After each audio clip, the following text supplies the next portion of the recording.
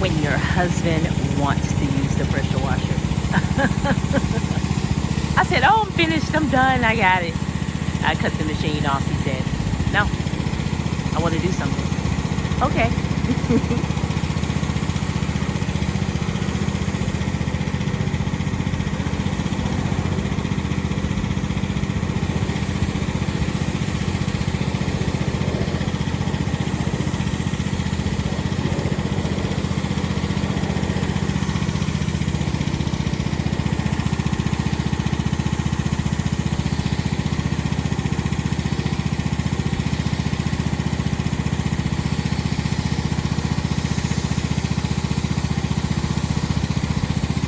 Start with your own house, you guys, to build your before and after gallery. We are in this house, but we got a lot of great photos for our before and after gallery. As you can see, this side of the house we kind of pressure washed on the brick.